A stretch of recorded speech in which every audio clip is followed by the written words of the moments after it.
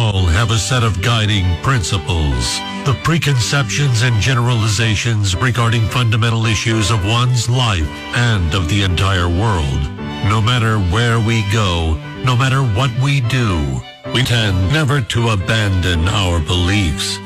These are things Prospector believes on Rock 107. I believe that somewhere out there is a missing sock that could identify me in a police lineup. I believe the phrase "no offense" should be a legally binding contract. And I believe in the importance of family, but I also believe holidays should have a referee and a penalty box. Well, now we know the reason he turned out the way he did. That was Things Prospector Believes on Rock 107.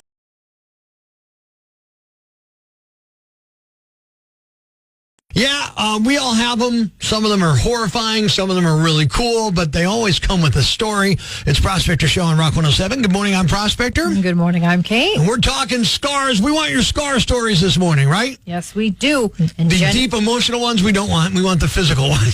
The ones that are super cool. Right, exactly. Jen from your Facebook has, I got a scar on my eyebrow breaking up a fight between two dogs. You got to be careful getting in a dog fight like that. It is tough. They get locked in and they're not worried about anything. On to the rock lines here. James checking in. How'd you get that scar? So I was at the Wyoming Valley Sports Dome a couple years back and hit a jump, foot slipped off the pedal, hand slipped off the bar. I got about a 6-inch scar on my shin. Oh, man, that's brutal. Oh, yeah, super glued it shut. Had to drive back home in Mom's car. So you did the super gluing yourself? Yep, right on the front porch. Save some money on the ER, man. I'm with you on that. That's so gross. Come on. Daniel from your Facebook said, burn scar from pizza trays at high school fundraiser. Old Forge changes you. Got a text in on the rock lines here. Shoulder scar from surgery, but I tell people it's from a knife fight at Wegmans. Gotta do what you gotta do. Nobody's buying that. I was. All right. Kevin from your Twitter said, chin scar, tripped running to the ice cream truck. Worth it. Yeah. Was it? I don't know, man. Like, you know what? If I had to walk through glass to get ice cream, I'd go maybe 25, 30 feet of glass to get the ice cream. I like ice cream that much. I'm with you on that. I got one from over Mike on the Rock 107 mobile app. Yeah, how did I get my scars? I got a scar on my leg where my sister kicked me with some armored plated sandals. And then the last one, the most painful one, was I used a lawnmower to trim my toenail and missed. Rock 107, how'd you get that scar? I went fishing with an old boyfriend, and I really didn't want to go, but I went anyway. Mm-hmm. And when he was casting his rod, he flung it back, and it caught my cheek and ripped my skin. And I have a great big scar on my cheek now. I bet it looks super cool, though. People in high school used to call me John Boy Walton because it looked like a big, big scar on my cheek. Thanks, Candace. I appreciate that story. That's awesome. Lauren from our TikTok says, got a scar on my leg from tattoo removal. Turns out, regret burns. Yeah, that's what they should just call those things. Regret burns anywhere there. Text it in on the rock lines at 1-888-ROCK-107. I have a scar on the outside of my right arm from my elbow all the way to the top of my shoulder. I've got a plate and 13 screws in my arm from a car going off the road in a snowstorm. Woo! Yeah, be careful, man. Jeepers. Stephanie from your Twitter says, stomach scar from gallbladder surgery. I say it's from ab training. Everybody's got a fake story to go with their story now. Michelle in on the rock lines. How'd you get that scar, Rock 107? My ex-husband and I were driving in the winter, and his truck slid on the ice. Okay. And he hit a fence. My head was so hard it cracked the dashboard, and I have a 3-inch long scar by my left eye. Oh, you know how bad you have to hit a dashboard to crack it? Now, any other serious injuries out of that? No. He laughed. That's why he's the ex-husband now. But yeah, as he should be laughing about something like that. And some of these are kind of gruesome. He might be an ex-person if he laughed at me, but go ahead. Jason from your Facebook has finger scar from a table saw. The table won. You can't fight the tables. They're going to win. That's how shop teachers end up being shop teachers. I understand that. Text it in on the rock lines, 1-888-ROCK-107. Back scar falling off a ladder while Christmas decorating. Yeah, decorating, yeah. Oh. And then he says, Jesus saw it. Well, of course. I bet. And then Ryan from your Instagram, scar on my foot from stepping on a Lego. What? Doctors still don't believe me. Doctors aren't alone. We believe you. No. You believe them. I'm not buying that Lego story.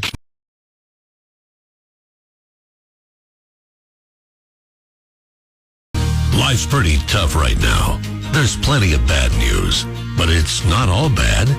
It's time for the brighter side of Prospector on Rock 107. A guy in England told his wife to stop entering stupid contests, but she didn't listen. She paid $30 into a big charity raffle and won a $6 million house on a lake.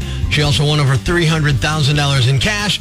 They've been married 38 years. She told a reporter, "This is precisely why I never listen to my husband." Thanks. We needed that. The brighter side of Prospector on Rock 107. The banana ball is coming to Northeast PA. Oh, I'm aware, and I'm stoked. Now, did you get your banana ball tickets? No, they said they're going to send me an email if any are available. That circus baseball thing is coming to PNC Field this May, and if you thought playoff tickets were tough, Congratulations. You're about to feel like a preschooler trying to win a prize at a claw machine. And don't even get me started on the lottery. People signing up like it's their kidney they're gambling. Most of us, not a zip, nothing. We're walking away empty-handed. But in honor of our collective ticket misery, we present the top 5 things more likely than getting a banana ball ticket.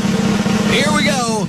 Number 5, your wife saying, "I don't care where we eat," and actually meaning it. The top 5 things more likely than getting a banana ball ticket. Number 4, a politician giving a straight answer that doesn't involve, "Let me be clear," and then a 17-second pause. Number 3, Eagles fans and Cowboys fans holding hands and singing Kumbaya at a tailgate. In fact, I'd say world peace may be more likely than banana ball tickets at this point. The top 5 things more likely than getting a banana ball ticket. Number 2, getting through airport security without some TSA agent deciding your deodorant is a terrorist threat and making you throw away the $8 Old Spice you just bought. And the number 1 thing more likely than getting banana ball tickets, winning the actual lottery. You know, Powerball, the one with all the money. There you have it. Ever notice how every conversation with people eventually turns into like a suffering contest? Good morning. It's the Prospector Show on Rock 107. So now, Kate, I was talking with folks the other night about school delays because of the cold. That happened yesterday. My wife's school district was on a delay, blah, blah, blah. Normal conversation. Cold weather. And then, bam, here it comes. Back in my day. And my friend's like, "Yeah, back in my day, we had to wait for our school name to be called on the radio." The golden era, right? Kids today will never know the struggle. Yeah. Sorry, kids get their information delivered in a better, faster way without emotional trauma now. My bad. People say it like it was like building character. Yeah, it's not character building. It was just the way it was. You'd sit there at 6 in the morning, got the radio on, cranked at the volume. Your heart's racing like you're waiting for lottery numbers to come through. And the announcer's ripping through the names like an auctioneer. Abington, whatever it's called, it's canceled. And you're like, wait, was that me? Was that us? Was that our school? And you miss it once. Too bad. You either got to wait around or get your boots on and go to school in a blizzard because you didn't hear it. That's not nostalgia. That's anxiety before we had a word for it. But now, kids get a text, which I love. I think it's awesome. Yeah, it's great. Clear, accurate, direct. No school today. Boom. And people, at least one of the people I was talking to, are mad about that. And I can't understand why. Because they didn't suffer the right way? Like, here's the thing. If better communication gets you upset, you don't miss the past. You just miss everyone being confused at the same time. And if we're really going to play this stupid game, let's go all the way back, you know, Kate? Kids in the 1800s didn't even have radio, no text, no alerts. Yeah, could you imagine being a school kid in like 1885? You didn't, get a text or anything like that. You couldn't listen on radio. You read about the delay the next day in the newspaper. Oh, school was canceled yesterday? That would have been huge. I was wondering why I couldn't get in. Yeah, that didn't build character. That built resentment. Now, look, we didn't have it better growing up. We had it slower and colder and wronger. And somehow we're proud of that. Sorry, kids don't have to guess anymore. Sorry we didn't freeze tradition. And if you really, really miss sitting by the radio waiting for the school delays, stick around. I'll mispronounce your town or school name on purpose, just for old time's sake.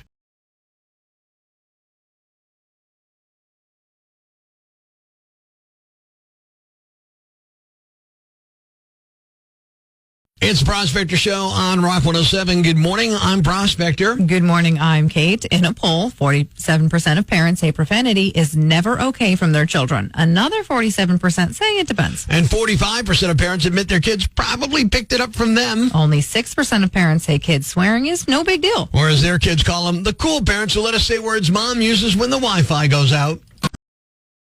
There is nothing Prospector likes more than to kill a misconception.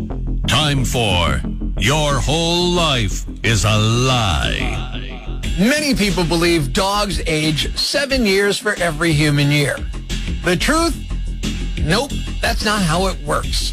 You've probably heard the old rule of thumb that dog years are like human years times 7. So when your dog is 1, that's like being a 7-year-old person. At age 2, it's like being 14 years old, and so on. But a new study out of the University of California, San Diego found that system's not really accurate. Researchers say, quote, a 9-month-old dog can have puppies, so we already know the 7-to-1 age ratio wasn't accurate. They studied the age of the cells in a dog's body to figure out what they're like in real human years, and here's what they found. Dogs make a huge leap in their first year, and by the time a dog is 1 year old, they're basically a 30-year-old person. Then their aging slows down. By age 2, they're around 40 in human years. By the time a dog is 4, it's like being a 52-year-old human. And then their aging really tails off after that. When a dog is 10 years old or older, they're like a 70-year-old person, and they start aging about 1 human year for every dog year. So, if you believe that dogs age 7 years for every human year, your whole life is a lie. Ladies and gentlemen, grab the kids, call your neighbors, and gather around the radio. it's now time to announce the winner of Prospector's Jam Bag of the Day, as decided by you at rock107.com. We uncover the most baffling, ridiculous, pathetic, cockeyed, laughable, preposterous blunders in the world of misdeeds. Nominee number 1. If these two get married, they'll have one heck of a first date story. A guy in Florida got arrested last weekend after doing donuts in a church parking lot while out on a first date. She was riding shotgun. 20-year-old Landon Morris lives in Orlando, but had a date with a woman near Englewood, Florida last Saturday, about 150 miles south of Orlando. He drove his souped-up Corvette 3 hours to pick her up. Cops say he sped through several neighborhoods with her in the passenger seat. Then he started doing donuts in the parking lot of a Kingdom Hall of Jehovah's Witnesses. Someone who lives nearby said it was very loud and that his car sounded like it was hot rodded out. Cops showed up after someone called it in. I pictured his date to be terrified, but turns out she wasn't. She told the cops she asked him to do the donuts. He's facing charges for street racing. It's not clear if he got a second date or not, but he was all smiles in his mugshot. Nominee number 2. When you request a ride from Uber or Lyft, you're asking for someone to drive you, not to take their Honda Accord off their hands. A 37-year-old woman in Miami named Lindsay Josefsberg ordered a Lyft from Family Dollar last week, and when the driver arrived, she asked him to help load her bags into the back. While he was doing that, Lindsay went up front, got in the driver's seat, and took off in his Honda Accord. But she didn't get far. The driver still had his iPhone inside the vehicle, which he'd been using for navigation. Authorities were easily able to track the vehicle down using the built-in Find My iPhone app. Lindsay had apparently just driven herself home. That's when police arrived, and she admitted to stealing the car, but that's not all. Police also found a pink glass pipe with cocaine residue in her purse, along with Xanax. And the winner is the woman who requested a lift, then stole the car. You're the Yam Bag of the Day, and we'll move on to Friday's Yam Bag of the Week competition. Keep it here for all the nominees for Prospector's Yam Bag of the Day, weekday mornings on Rock 107. Weekdays from 5:30 to 10 a.m. on Rock 107 or online at rock107.com or the Rock 107 app. A free download for your Android or iPhone. Subscribe to the podcast on Apple Podcasts, Google Podcasts, Spotify, Stitcher Radio, or wherever you get your podcasts so you never miss Prospector's Prime Cuts.